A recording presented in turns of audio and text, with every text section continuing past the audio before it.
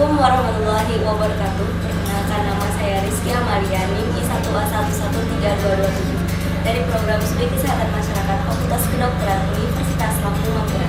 Pada kesempatan kali ini, saya akan membawakan sebuah orasi ilmiah mengenai jamban sehat.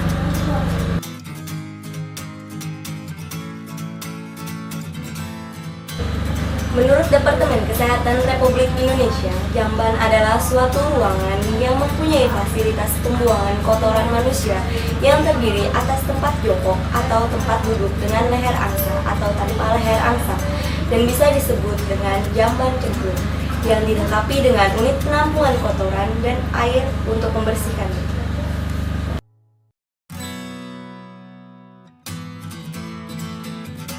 Jenis jamban yang dianjurkan oleh Departemen Kesehatan Republik Indonesia ada dua. Yang pertama, jamban cemplung. Jamban cemplung adalah jamban yang penampungannya berupa lubang yang bersifat menyimpan dan meresapkan cairan atau kotoran atau tinja ke dalam tanah dan mengendapkan kotoran ke dasar lubang. Untuk jamban cemplung diharuskan ada penutup agar tidak berbau. Jenis jamban yang disarankan yang kedua adalah jamban tangki septik atau leher angsa adalah jamban berbentuk leher angsa yang penampungannya berupa tangki septik kedap air yang berfungsi sebagai wadah proses penguraian kotoran manusia yang dilengkapi dengan resapannya. Jamban berbentuk septic tank sebagai bentuk jamban yang paling memenuhi syarat tinja mengalami beberapa proses di dalamnya sebagai berikut. Yang pertama, yaitu proses kimiawi. Akibat penghancuran tinja akan direduksi sebagian besar, yaitu sebanyak 60-70%. Zat-zat padat akan mengendap di dalam tangki sebagai sludge. Zat-zat yang tidak dapat hancur bersama-sama dengan lemak dan busa akan mengapung dan membentuk lapisan yang menutup permukaan air dan tangki tersebut. Lapisan ini disebut skum yang berfungsi mempertahankan suasana anaerob dari cairan di bawahnya, yang memungkinkan bakteri-bakteri anaerob dan fakultatif anaerob dapat tumbuh subur yang akan berfungsi pada proses selanjutnya. Proses yang kedua yaitu proses biologis. Dalam proses ini terjadi dekomposisi melalui aktivitas bakteri anaerob dan fakultatif anaerob yang memakan zat-zat organik alam, sludge, dan skum. Hasilnya selain terbentuknya gas dan zat cair lainnya adalah juga pengurangan volume sludge, sehingga memungkinkan septic tank tidak cepat penuh.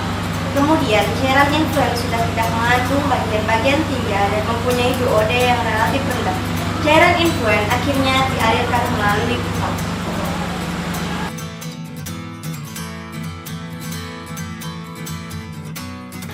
Setiap anggota rumah tangga harus menggunakan jamban untuk buang air besar atau BAB dan buang air kecil atau BAK.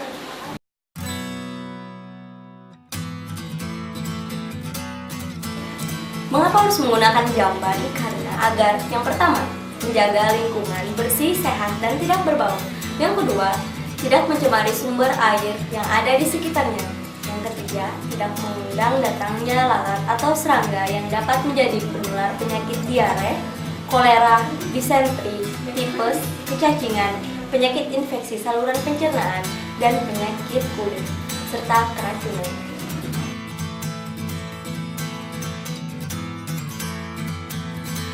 Syarat jamban sehat yang pertama adalah tidak mencemari tanah di sekitarnya. Yang kedua, mudah dibersihkan dan aman digunakan. Yang ketiga, dilengkapi dinding dan atap pelindung. Yang keempat, penerangan dan ventilasi cukup. Yang kelima, lantai kedap air dan luas ruangan memadai. Dan yang keenam, tersedia air dan alat pembersih.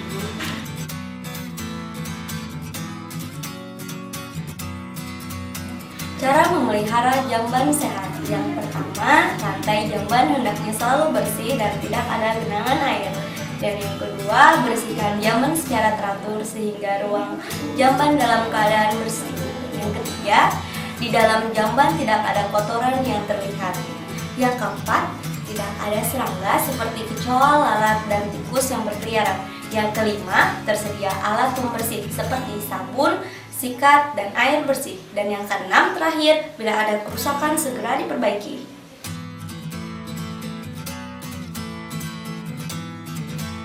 Bagaimana peran keluarga agar memiliki dan menggunakan jamban sehat?